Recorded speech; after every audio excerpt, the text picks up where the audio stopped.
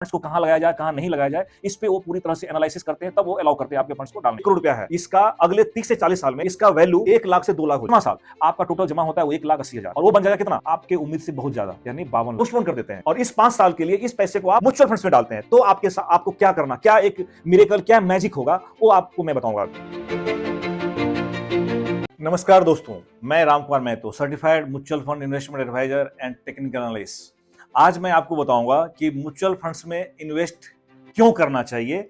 लेकिन उससे पहले मैं ये बताना चाहूंगा कि अगर आपके पास 1 करोड़ रुपया आज है तो आपको लग रहा होगा कि ये हमारे लिए बहुत बड़ा अमाउंट है। ठीक है, आज के डेट में 1 करोड़ हो सकता है एक बड़ा अमाउंट है, लेकिन अगर आपने म्यूचुअल फंड में इन्वेस्ट नहीं किया और ये पैसा सिर्फ ऐसे ही रखा रहा, यानी आप आजकल तो सब कुछ डिजिटल हो गया, सब कुछ बैंक में पैसा रखना ही रहता है, लेकिन अगर मान लो ये पैसा आपने ऐसे जगह पे रख दिया जहां कुछ ग्रोथ नहीं है, फिर इस 1 करोड़ रुपया का क्या होगा। तो मैं आपको बता दूं, आपने इन्फ्लेशन, महंगाई की बहुत ज्यादा सुने होंगे, तो इन्फ्लेशन, ये जो इन्फ्लेशन है इसका इंपैक्ट इस 1 करोड़ रुपया पे क्या पड़ेगा मैं वो बताऊंगा आज। नॉर्मली जो इन्फ्लेशन है इंडिया में 5 से 7% पर ईयर का इन्फ्लेशन चलता रहता है, जो इन्फ्लेशन आपको दिखेगा भी नहीं। और महंगाई धीरे धीरे बढ़ती जाती है कोई भी चीज में, चाहे आप गाड़ी खरीदो, घर खरीदो, या बच्चे के एजुकेशन में बात करो, या कुछ भी आप अगर कोई सामान भी हम कंज्यूमर आइटम, ड्यूरेबल आइटम्स भी हम खरीद लेते हैं, मोबाइल खरीदते, लैपटॉप, सब में महंगाई आपको देखने को मिलेगा। डायरेक्टली आपको नहीं लगता है, वो जो होता है इन्फ्लेशन जो होता है एक तरह से इनडायरेक्टली आपको दिखेगा। इसको हम साइलेंट किलर भी बोलते हैं, इन्फ्लेशन को हम साइलेंट किलर भी बोलते हैं। तो दोस्तों, अगर आज आपके पास 1 करोड़ रुपया है और आपने उसको ढंग से इन्वेस्ट नहीं किया, तो ये समझ के चलिए कि अगला 10 साल में जो ये आपका 1 करोड़ है इसका वैल्यू हो जाएगा सिर्फ 50 लाख रुपए। यानी अगर इसमें ग्रोथ नहीं दिया, अगर आपने सही से इसको इन्वेस्ट नहीं किया, सही जगह प्लांट नहीं किया, तो 1 करोड़ का वैल्यू अगले 10 साल में हो जाएगा 50 लाख। और अगले 5 साल में, यानी 15 साल बाद, इस 1 करोड़ का वैल्यू आपको हो जाएगा सिर्फ 36 लाख, यानी 36 लाख रुपया। अगर ये कंटिन्यू रहा तो ये पैसा 1 करोड़ का वैल्यू अगले 20 साल में 25 लाख के बराबर हो जाएगा। और अगर ये इन्फ्लेशन तो कभी रुकने वाला नहीं है। अगर आप ये चाहते हैं कि आपका जो इन्वेस्टमेंट का वैल्यू भी ग्रो करे, तो आपको इस पैसे को सही जगह पर रखना पड़ेगा। अगर फिर भी अगर नहीं रखते हैं, तो यही जो 1 करोड़ रुपया है, इसका अगले 30 से 40 साल में इसका वैल्यू 1 लाख से 2 लाख हो जाएगा। 1 करोड़ का वैल्यू अगले 35 से 40 साल में, 30 से 40 साल के बीच में 1 से 2 करोड़ के बीच में होगा। दूसरा चीज मैं आपको और बता दूं, एफडी, हम फिक्स डिपॉजिट के पीछे दौड़ते हैं। बहुत सारे लोग जो रिटायर हो जाते हैं वो भी, या जिनके पास पैसा है, रेंटल इनकम आ रहा है, कई तरह के बिजनेस इनकम आ रहा है, वो एफडी पे डिपेंड हो जाते हैं। अब एफडी पे डिपेंड होने पे, अब एफडी का रिटर्न अगर मैं देखूं आज से 20 साल पहले, अभी 2025 चल रहा है, तो 2002-3 में एफडी का जो रेट ऑफ रिटर्न था, रेट ऑफ इंटरेस्ट था, वो करीब 12 से 13% था, 11-12% था।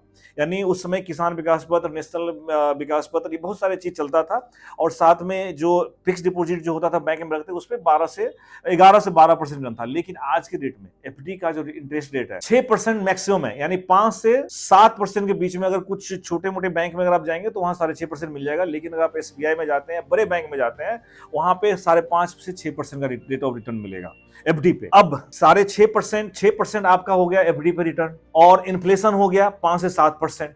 अगर आपने अपने पैसे को बैंक में भी रख दिया तो क्या होगा।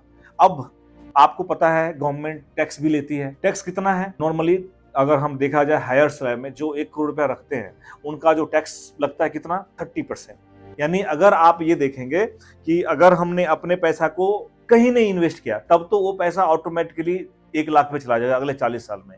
लेकिन अगर आपने उस पैसे को बैंक के एफडी में रख दिया, तो अब क्या होगा, उस पैसा का बैंक के एफडी में रख दिया तो उस पे 6% का रेट ऑफ इंटरेस्ट तो होगा, लेकिन उसमें 3% यानी 33%, जो 1/3 जो है, आपको टैक्स भी पे करना पड़ेगा गवर्नमेंट। इसका मतलब आपका एफडी में रखने पर भी आपका जो डिग्रेडिंग होगा, जो आपके वैल्यू जो डेप्रिसिएट होगा, वो 3% के हिसाब से डिप्रिसिएट होता रहेगा ड्यू टू इन्फ्लेशन। यानी ऐसा नहीं है कि बैंक में अगर आपने पैसा रख दिया तो बैंक में पैसा आपका सुरक्षित है। बैंक में रखने का मतलब हो गया कि आपका पैसा -3% हो रहा है, अगर हम इन्फ्लेशन और एफडी के रेट ऑफ रिटर्न। इसीलिए मेरा कहना है कि आप अपने पैसे को म्यूचुअल फंड में इन्वेस्ट करें, जहां पे एवरेज रिटर्न कम से कम 18% आपको मिल जाएगा। अगर आपने 1 करोड़ रुपया आज म्यूचुअल फंड्स में रख दिया, तो ये जो वैल्यू है 20 साल में 20 करोड़ बनेगा, और अगले 20 साल में अगले 20 साल में ये आपको कम से कम 100 से 150 करोड़ बन जाएगा। तो क्यों ना हम बिना समय गंवाए किसी इन्वेस्टमेंट एक्सपर्ट से बात करें, मिलें और अपने पैसे को सही से म्यूचुअल फंड्स में प्लांट करें। नहीं, मैं नहीं मानता। हिसाब से आप देखेंगे कि हमने 10,000, 20,000, 50,000, 1 लाख, 2 लाख जो भी आपका मंथली इनकम है उसका जो 20 to 30% आपको म्यूचुअल फंड में इन्वेस्ट करना चाहिए, उसके ऊपर हमने वीडियो बनाया है। आप जरूर उस वीडियो को देखिएगा और चीज को समझिए कितना पैसा आपको इन्वेस्ट करना चाहिए, क्या वैल्यू क्रिएट होगा। साथ में एक चीज और मैं रिक्वेस्ट करना चाहूंगा कि अगर आपने मेरा वीडियो देख लिया, इतना अच्छा समय आपने दिया है, तो प्लीज मेरे वीडियो को लाइक करिए और मेरे चैनल को भी सब्सक्राइब करिए। साथ ही आप अपने दोस्तों को, फ्रेंड्स को, जो भी आपके बिजनेसमैन फ्रेंड है, सर्विंग फ्रेंड है, उनको आप मेरा वीडियो शेयर करिए और उनको भी अवेयर करिए कि अपने पैसे को ना ही आइडल रखें, ना ही वो एफडी में रखें और म्यूचुअल फंड में किसी इन्वेस्टमेंट एक्सपर्ट के गाइडेंस में प्लांट करें पैसे को, सो दैट तभी उनका वेल्थ क्रिएशन होगा। कि म्यूचुअल फंड्स में क्यों सभी को इन्वेस्ट करना चाहिए, चाहे आपका इनकम कुछ भी हो, आपका प्रोफेशन कुछ भी हो, आप किसी भी लेवल में आप इनकम कर रहे हैं, कहीं भी कॉम का जॉब कर रहे हैं, किसी भी तरह के बिजनेस कर रहे हैं, लेकिन म्यूचुअल फंड्स में सबको इन्वेस्ट करना चाहिए। और क्यों इन्वेस्ट करना चाहिए, पहला मेरा कहना यह होगा। उसके बाद मैं आपको यह बताऊंगा कि कितना अमाउंट आप इन्वेस्ट करेंगे तो वो क्या वैल्यू क्रिएट करेगा। तो दोस्तों, ज्यादा समय को ना बर्बाद करते हुए मैं सबसे पहले यह बताऊंगा कि म्यूचुअल फंड्स में जो हम इन्वेस्ट करते हैं, वो आप जो भी अमाउंट इन्वेस्ट करेंगे वो इक्विटी मार्केट में जाता है, हो सकता है वो डेट मार्केट में भी जाता है, रियल एस्टेट में भी जाता है, फॉरेन इन्वेस्ट में भी जाता है। ऐसा नहीं है कि सिर्फ वो इक्विटी मार्केट में ही जाता है। और दूसरी जो बात होती है कि ये जो पैसा, जो भी आप पैसा म्यूचुअल फंड में इन्वेस्ट करते हैं, वो फंड मैनेजर जो फाइनेंशियल मार्केट के बहुत ही अच्छे एक्सपर्ट होते हैं और वो गवर्नमेंट के द्वारा या बड़े बड़े जो एएमसी एसेट मैनेजमेंट कंपनी है उनके द्वारा नियुक्त किया जाता है, उनके द्वारा उनको चयन किया जाता है अपने आपके फंड्स को, इन्वेस्टर्स के फंड्स को सही से प्लानिंग करके, गाइड करके सही से उसको शेयर मार्केट में या कहीं भी इन्वेस्ट करने के लिए, पोजीशन करने के लिए, जिससे कि इन्वेस्टर्स को अच्छा से अच्छा रिटर्न मिल सके। तो जो म्यूचुअल फंड्स में आप इन्वेस्ट करते हैं, सबसे पहला चीज कि वो डाइवर्सिफाइड होता है, यानी जिस तरह के आप फंड्स लेते हैं उसी तरह से वो कई जगह पे इन्वेस्ट किया जाता है और कई सारे कंपनी में इन्वेस्ट किया जाता है। तो मैंने पहला ये बताया कि जो भी आप इन्वेस्ट करेंगे शेयर मार्केट, जो भी म्यूचुअल फंड्स में जो भी आप इन्वेस्ट करेंगे वो पैसा शेयर मार्केट में जाता है और उसके जैसे कई जगह जो इन्वेस्टमेंट अपॉर्चुनिटी वहां जाता है। दूसरा है कि वो फंड मैनेजर के द्वारा गाइडेड होता है, यानी जो फंड मैनेजर होते हैं वो कई सालों का अनुभव होते हैं, उनके पास कई सारी टीम होती है जो आपके फंड्स को कहाँ लगाया जाए, कहाँ नहीं लगाया जाए, इस पे वो पूरी तरह से एनालिसिस करते हैं, तब वो अलाउ करते हैं आपके फंड्स को डालने की। तीसरा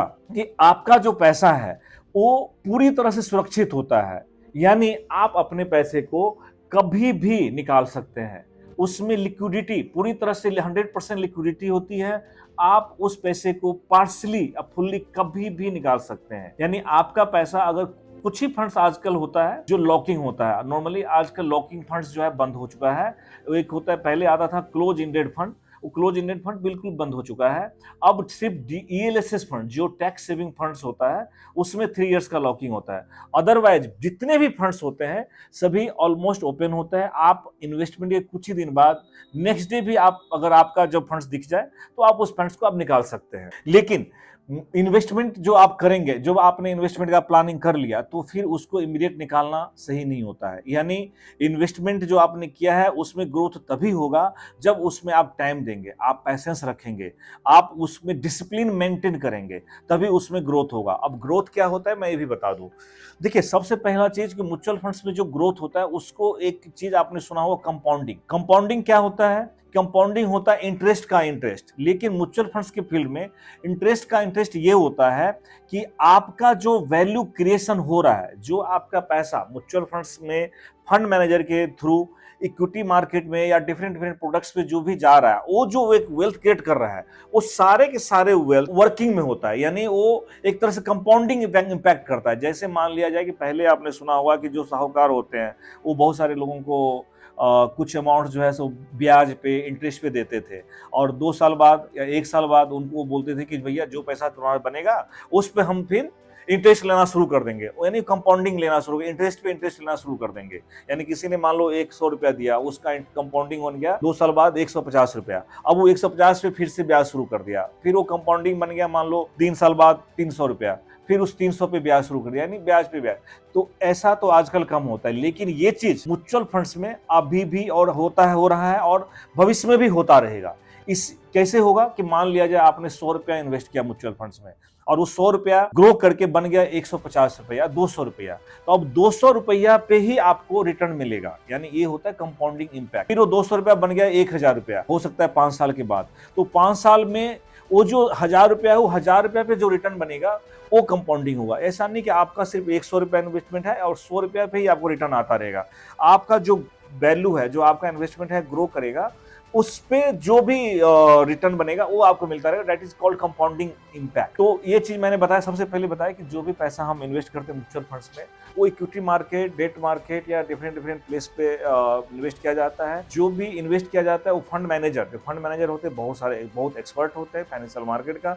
तीसरा हमने बताया कि लिक्विडिटी होती है, कि आप अपने पैसे को कभी भी निकाल सकते हैं। चौथा हमने बताया कंपाउंडिंग बेनिफिट्स होता है, जो आपको इंटरेस्ट का भी इंटरेस्ट मिलता है। पांचवा, आपने ये जरूर सुना होगा या बहुत सारे लोगों को फियर होता है और कई बार ये भी बताया जाता है कि investment in mutual fund is subject to market risk. कई बार आपको इस चीज का टीवी पे या एडवर्टाइजमेंट में आपको ये सुनने को मिलता है, investment in mutual fund is subject to market, please read all the documents carefully.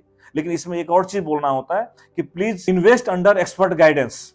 अगर आपको मार्केट की या फंड्स की या इन्वेस्टमेंट की जानकारी नहीं है तो डेफिनेटली आपको एक्सपर्ट के गाइडेंस में होना चाहिए। सिर्फ जानकारी रहने तक का नहीं, जो एक एक्सपर्ट होते हैं, जो फंड इन्वेस्टमेंट एडवाइजर होते हैं, वो आपको इसलिए भी जरूरी है कि वो आपको डिसिप्लिन पे भी फोकस करते हैं, साथ में वो आपको ये भी बताते हैं कि आपका जो टारगेट क्या था और अभी सही समय है मार्केट में इन्वेस्ट करने के लिए या नहीं, या आपके लिए कौन सा फंड ज्यादा सुटेबल है या कौन सा फंड कम सुटेबल है। यानी पूरी तरह से जो फंड एक्सपर्ट होते हैं, जो इन्वेस्टमेंट एडवाइजर होते हैं, वो आपको हैंड होल्ड सपोर्ट देते हैं। तो इस चीज को आप समझ सकते हैं कि अगर आप खुद ही जाकर के डायरेक्ट इन्वेस्ट करते हैं उसमें और एक एक्सपर्ट के गाइडेंस में इन्वेस्ट करते हैं, उसमें आपको एक कॉन्फिडेंस बिल्डअप होता है और कहा जाए, देखा जाए तो आपको ज्यादा रिटर्न मिलेगा, क्योंकि वहां पे कंफ्यूजन का स्थान नहीं होता। जब आप एक्सपर्ट के गाइडेंस में करते हैं और आपका फंड भी एक्सपर्ट के थ्रू ही मार्केट में लगता है, तो क्यों ना हम एक्सपर्ट के गाइडेंस में ही इन्वेस्ट करें। तो आप बताएंगे कि नहीं, हमने तो मार्केट में इन्वेस्ट करेंगे, लेकिन समस्या ये है कि हमारे पैसे की गारंटी क्या है, सिक्योरिटी क्या है, या ये कैसे पता चले मेरा पैसा लेके कोई भाग गया, गायब हो गया, कुछ भी हो गया। तो मैं आपको बता दूं, जो भी आप शेयर मार्केट, म्यूचुअल फंड्स में इन्वेस्ट करते हैं, वो सेबी के गाइडेंस में होता है। और सेबी का मतलब होता है, सेबी का फुल फॉर्म आपने जरूर सुना होगा, stock exchange board of India. तो stock exchange board of India जो है पूरी तरह से इन्वेस्टर्स के फेवर में काम करते हैं, इन्वेस्टर्स के लिए वो काम करते हैं। इन्वेस्टर्स के जो भी कंप्लायंसेज होते हैं उसके हिसाब से काम करते हैं। यानी ऐसा नहीं है कि अगर सेबी जो है वो फंड मैनेजर या फंड हाउस के फेवर में काम करते हैं। ये 100% जो सेबी है इन्वेस्टर्स के लिए काम करते हैं। यानी अगर कोई फंड मैनेजर अगर इन्वेस्ट कर रहे हैं, फंड या शेयर मार्केट में पैसा लगा रहा है किसी भी इन्वेस्टर्स का, तो बिल्कुल सेबी के गाइडेंस में ही लगाएगा और उस फंड्स को 1% या 0.001% भी मिसमैनेज नहीं कर सकता। जो भी टर्म्स कंडीशन उन्हें जो फंड्स के निकालते समय या एनएफओ लाते समय जो भी वो टर्म्स कंडीशन यहाँ पे प्रोमिस करते हैं अपना सेबी के अंडर गाइडलाइंस में, उसी को उनको फॉलो करना होता है। यानी जो सेबी के ये जो पैसा, जो म्यूचुअल फंड में आप पैसा इन्वेस्ट करते हैं, 100% उस सेबी के गाइडलाइंस में होते हैं, जो प्योरली इन्वेस्टर्स के फेवर में होता है। यानी आप ये समझ सकते हैं कि म्यूचुअल फंड्स में कोई भी अमाउंट, छोटा सा अमाउंट भी आप अगर इन्वेस्ट करते हैं तो आपका सिक्योर्ड होता है। भले ही दूसरी जगह आप इन्वेस्ट करेंगे, इवन शेयर मार्केट में अगर आप डायरेक्ट करेंगे तो वहां पैसा आपका डूबने का डर रहेगा, वहां पे बहुत सारे एमसी चार्ज लग जाएगा, इंटरेस्ट लग जाएगा। लेकिन यहाँ म्यूचुअल फंड में ऐसा नहीं होता है। म्यूचुअल फंड्स में आपका अगर 100 रुपया भी इन्वेस्टमेंट है तो आप देखोगे कि वो 100 रुपया 2 से 3 साल बाद या तो 150 हो गया या 200 हो गया। यानी वो 100 रुपया भी करीब ये समझ लो कि जो भी फंड के हिसाब से, जो भी फंड्स में वो पैसा 100 रुपया इन्वेस्टेड है, वो कम से कम 30-40 कंपनी में डाइवर्सिफाइड किया, यानी इन्वेस्टेड है, डाइवर्सिफिकली इन्वेस्टेड है। अगर उस जो जो भी 40-50 कंपनी में इन्वेस्टेड है, हो सकता है 2-4 कंपनी डूब भी जाए, गलत भी हो जाए, तो भी जो 35-40 कंपनी है, 30-35 कंपनी है, वो तो ग्रो करेगा, अच्छा ग्रो करेगा। और सबसे बड़ी बात, क्योंकि आपका जो पैसा है वो फंड मैनेजर के गाइडेंस में है, तो डेफिनेटली उनको भी नजर आता है, उनकी टीम होती है जो नजर रखते हैं कौन सी कंपनी का परफॉर्मेंस अच्छा है, कौन सा कंपनी का परफॉर्मेंस सही नहीं जा रहा है, तो जहां सही नहीं जा रहा है वहां से पैसा निकाल लेंगे, और जहां परफॉर्मेंस सही है वहां पैसा लगा देंगे। या मार्केट में वोलेटिलिटी क्यों आ रही है, मार्केट जो वर्ल्ड में क्या न्यूज चल रहा है, क्या अभी सिचुएशन है, क्या करना चाहिए, बुल रन चल रहा है, बियर रन चल रहा है, वो मार्केट के सिचुएशन के हिसाब से पैसे को मैनेज कर लेते हैं। इसीलिए फंड मैनेजर जो है आपके पैसे को मैनेज करते हैं, साथ में जो एक इन्वेस्टमेंट एक्सपर्ट होते हैं वो आपको पर्सनली सपोर्ट करते रहते हैं। तो मेरा कहना यही है कि जब भी आप म्यूचुअल फंड्स में इन्वेस्ट करें तो एक इन्वेस्टमेंट एक्सपर्ट के गाइडेंस में करें और बेफिक्र होकर करें कि आपका पैसा को कुछ नहीं होने जा रहा है, बिल्कुल वो सिक्योर्ड होता है, सेबी गाइडलाइंस में होता है और हमेशा ही ग्रो करता रहेगा। अगला वीडियो जो मैं बनाऊंगा उसमें मैं ये बताऊंगा आपको कि डिफरेंट अमाउंट, जैसे मान लो आपने 500 रुपया पर मंथ आपने इन्वेस्ट कर दिया, या मान लो 1000 रुपया पर मंथ इन्वेस्ट किया, 5000 रुपया पर मंथ इन्वेस्ट किया, या 10,000 रुपया पर मंथ इन्वेस्ट किया, या आपने 1 लाख रुपया पर मंथ इन्वेस्ट किया, या आपने 10 लाख रुपए एक साथ इन्वेस्ट किया, या आपने रिटायरमेंट प्लानिंग के लिए आप इन्वेस्ट कर रहे हो। रिटायरमेंट प्लानिंग हम दो तरह से कर सकते हैं, जैसे कि आपने एक साथ 10 लाख इन्वेस्ट कर दिया, या हो सकता है 10,000 रुपया का SIP कर दिया, 20,000 का SIP कर दिया, यानी लमसम भी डाल के आप रिटायरमेंट प्लानिंग कर सकते हो और SIP के थ्रू आप इन्वेस्ट कर सकते हो। या फिर आप चाहते हो कि बड़ा सा अमाउंट हमने डाल दिया और हर एक महीना हमारा मंथली इनकम जनरेट होता रहे, या आप सिस्टमेटिक ट्रांसफर प्लान के थ्रू आप इन्वेस्ट कर सकते हो, यानी डिफरेंट स्ट्रेटजी है उसके थ्रू आप इन्वेस्ट कर सकते हैं। तो अगला जो वीडियो मैं बनाऊंगा वो इसी के हिसाब से, जो कितना पैसा बनाएंगे और वो ग्रो करके आपको कितना बेनिफिट्स मिलेगा, कितना आप वेल्थ क्रिएट कर सकते हैं कितने दिनों में। तो जरूर आप इस वीडियो के बाद जो लिंक वीडियो है जरूर उसको देखिएगा। और एक चीज, आप हमारे वीडियो को जो देख रहे हैं वीडियो को, इसको जरूर आप लाइक कर रहे हैं और हमारे चैनल को भी आप सब्सक्राइब कर दें। इससे क्या हुआ, जो मेरा लिंक वीडियो है वो भी आपको टाइम पे मिलेगा और आप जो है बेल आइकन जरूर दबा दें, सो दैट कि आपको इंटीमेशन भी मिलता रहेगा कि जो भी हम नया वीडियो बनाए वो आपको टाइम से मिले। और मैं बताऊंगा कि सिर्फ 500 रुपया पर मंथ अगर आप सेव कर लेते हैं, सिर्फ 500 रुपया पर मंथ, तो आप कैसे करोड़पति बन सकते हैं म्यूचुअल फंड्स के इन्वेस्टमेंट के द्वारा। दूसरा, अगर आपने ये 500 रुपया पर मंथ अगर आपने इन्वेस्ट किया तो कैसे आपका और या आपके जनरेशन में एक अपग्रेडेशन हो जाएगा। जो सारे नेता लोग आते हैं बोलते हैं गरीबी हटाओ गरीबी हटाओ गरीबी हटाओ, लेकिन मैं आज बोल रहा हूं कि सिर्फ 500 रुपया पर मंथ अगर आप इन्वेस्ट कर लेंगे तो कुछ दिनों बाद जरूर गरीबी हट जाएगी और पूरे देश से गरीबी हट जाएगी। म्यूचुअल फंड्स एक ऐसा जगह है, एक ऐसा इंस्ट्रूमेंट है जो सरकार के गाइडलाइंस में, सेबी के गाइडलाइंस में इन्वेस्ट कराया जाता है। गरीब से गरीब आदमी और अमीर से अमीर आदमी इसमें पैसा रखते हैं। चाहे आप रिक्शा चला रहे हो, चाहे आप एरोप्लेन चला रहे हो, सब लोग अपना पैसा कमाता है और अपना पैसा बढ़ाना चाहता है। सबके लिए म्यूचुअल फंड सही है। ठीक है, आप लोग जरूर म्यूचुअल फंड सही है कहीं ना कहीं सुना होगा। तो आज मैं बताऊंगा कि सिर्फ 500 रुपया पर मंथ अगर आप इन्वेस्ट करते हैं तो कैसे आप करोड़पति बन जाएंगे। मैं बताऊंगा कि अगर 500 रुपया आपने पर मंथ अगर आपने जमा किया, एक साल में टोटल जो आपका इन्वेस्टमेंट होता है सिर्फ 6,000 रुपया होता है, और यही सेविंग आपका कंटिन्यू रहा, 3 साल में आप 18,000 रुपया जमा कर पाते हैं। और 3 साल में क्या बनेगा, आपका जो वैल्यू है वो 23,000 से 25,000 के बीच में आपका बन जाएगा। जो मैं रेट ऑफ रिटर्न बता रहा हूं म्यूचुअल फंड्स में, सिर्फ 18% के हिसाब से बता रहा हूं। ये 18% से भी हम ज्यादा रिटर्न जनरेट करते हैं, 20 से 21%, 25% तक रिटर्न आता है, लेकिन जो मेरा कैलकुलेशन है वो सिर्फ 18% पे।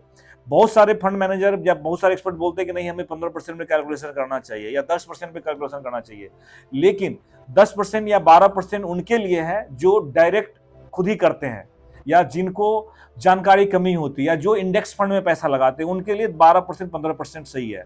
लेकिन जो एक्सपर्ट के गाइडेंस में लगाते हैं या जो इक्विटी फंड्स में लगाते हैं पैसा, उनके लिए 18% की एवरेज रिटर्न है। जो अगर वो 10 साल 20 साल अगर ट्यूड है तो उनको 18% का एवरेज रिटर्न मिल जाएगा, वो भी आसानी से, इवन हायर रिटर्न मिलेगा। तो मैं क्या बता रहा था कि तीसरे साल आपका जो टोटल डिपोजिट होता है वो 18,000 रुपया जमा होता है, और बन कितना जाता है 23 से 24,000 रुपया महीना, 23 से 24,000 रुपया बन गया। 10वें साल आपका जो टोटल जमा होता है वो करीब 60,000 जमा हो जाता है, और 10वें साल आपका क्या बनेगा, 10वें साल आपका बन जाएगा 1.5 लाख रुपीज, यानी ऑलमोस्ट 3 टाइम्स करीब बन जाता है। सिर्फ 500 रुपया पर मंथ का इन्वेस्टमेंट 10 साल में आपने जमा किया 60,000 और आपका टोटल जो वैल्यू क्रिएशन हो गया 1.5 लाख से ऊपर। 20वें साल आपका जो ये 500 रुपया जमा करते करते 1,20,000 हो गया टोटल। लेकिन ये 1,20,000 तो आपने जमा किया, लेकिन जो वैल्यू क्रिएशन हुआ म्यूचुअल फंड्स के थ्रू वो बन जाएगा करीब 9.5 लाख रुपया, यानी 500 रुपया पर मंथ का आपका सेविंग। 20वें साल आपके पास सेविंग हो जाएगा 9.5 लाख। लेकिन ये तभी होगा जब आप डिसिप्लिन मेंटेन करेंगे और आप इस पैसे को ये समझ लो कि पैसा डेड है, ये पैसा हमें आना नहीं है, तब आपका ये पैसा ग्रो होगा। नहीं तो क्या होता है कि जो गरीब आदमी हो चाहे अमीर आदमी, सभी के लिए कोई ना कोई नीड्स आती रहती है और नीड्स के लिए उसे लगता है कि ये पैसा फटाफट यहाँ से निकाल लेते हैं। तो ये जो म्यूचुअल फंड्स में अगर आप पैसा डालो, ये समझ लो कि हम गवर्नमेंट के पास पैसा रख रहे हैं, सरकार को पैसा दे रहे हैं जो हमारे भविष्य का निर्माण करेगा। तो 20वां साल आपने टोटल जमा किया 1,20,000 और बन गया कितना, करीब 9.5 लाख रुपया। 30वां साल आपका टोटल जमा होता है वो 1,80,000 और वो बन जाएगा कितना, आपके उम्मीद से बहुत ज्यादा, यानी 52 लाख रुपए। एक चीज और मैं बताना चाहूंगा कि अगर आप 500 रुपया पर मंथ आप इन्वेस्ट कर रहे हैं और आपको लग रहा है सब कुछ ठीक ठाक है, बीच में एक बार ट्राई भी कर लेना कि पैसा निकाल करके सब कुछ ठीक ठाक है, तो मैं अभी बताऊं कि आप अपना जो 500 रुपया का इन्वेस्टमेंट है उसको बढ़ा सकते हो, 1,000 कर सकते हो, 2,000 कर सकते हो। जो ये मैं 30 साल में बोला ना 52 लाख रुपया बनेगा, आपका इन्वेस्टमेंट कितना है, सिर्फ 1,80,000 बन गया, कितना गया, 1,52 लाख बन गया। तो ये चीज जो टाइम है 30 साल से पीछे आ जाएगा। जैसे आप अपना इन्वेस्टमेंट का अमाउंट बढ़ाओगे तो ये 30 साल का पीरियड हो सकता है 20 साल हो जाए। यानी आप ये देख लो कि 2,000 रुपया पर मंथ आप इन्वेस्ट करते हो तो 20 साल में करीब 40 से 45 लाख बन जाता है। इसीलिए आपका इन्वेस्टमेंट अमाउंट बढ़ेगा तो हमारा टाइम कम हो जाएगा। सेम वे अगर आपका 500 रुपया पर मंथ इन्वेस्टमेंट कंटिन्यू रहा और ये 60वें साल में आपका टोटल इन्वेस्टमेंट बनता है 2,40,000 और ये वैल्यू क्रिएट करता है आपकी उम्मीद से बहुत बहुत ज्यादा 2,70,00,000 रुपया। नहीं, मैं नहीं मानता। 40 साल में सिर्फ 500 रुपया का इन्वेस्टमेंट 2,70,00,000। आप ये बताइए जब ये पैसा आपका 40वें साल जो टोटल आपका इन्वेस्टमेंट होता है वो 2,40,000, सिर्फ 2,40,000, लेकिन ये वैल्यू क्रिएशन कितना करता है 2,70,00,000।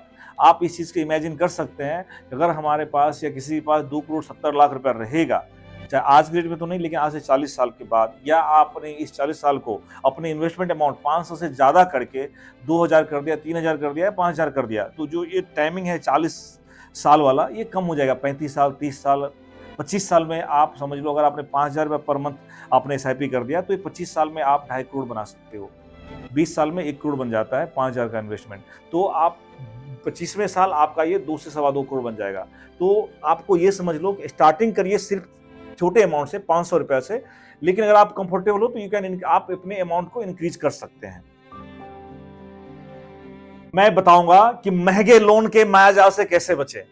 ये लोन लेना बहुत ही आसान होता है, लेकिन उसे चुकाने में लोगों का या तो तेल निकल जाता है नहीं तो जिंदगी निकल जाती है। पिछले 8 से 9 सालों से मैं लोगों को एडवाइस कर रहा हूं म्यूचुअल फंड में उनको क्यों इन्वेस्ट करना चाहिए, फाइनेंशियल प्लानिंग क्यों करना चाहिए, म्यूचुअल फंड में इन्वेस्ट करने से उनको क्या बेनिफिट होगा। लेकिन आज मैं बताऊंगा कि आपको लोन के मायाजाल से क्यों बचना चाहिए और लोन लेने से पहले, बड़ा लोन लेने से पहले एक इन्वेस्टमेंट एक्सपर्ट से आपको क्यों मिलना चाहिए। फिलहाल ये वीडियो देख करके भी थोड़ा बहुत जानकारी आपको मिल जाएगी। मान लिया जाए कि आप एक घर खरीदना चाह रहे हैं जिस घर का कीमत 1 से 1.25 करोड़ है और आपके पास 25 लाख रुपया है और आप 1 करोड़ रुपया लोन लेना चाह रहे हैं, यानी एक घर खरीदना चाह रहे हैं आप, एक फ्लैट या फ्लोर कुछ भी खरीदना चाह रहे हैं जिसका कीमत 1.25 करोड़ है, 1 करोड़ 25 लाख है, आपके पास सिर्फ 25 लाख रुपया है और 1 करोड़ लोन आप लेना चाह रहे हैं बैंक से। आज के रेट में बैंक का जो रेट ऑफ इंटरेस्ट है वो लोन पे आपको कितना है, 7 से 8%।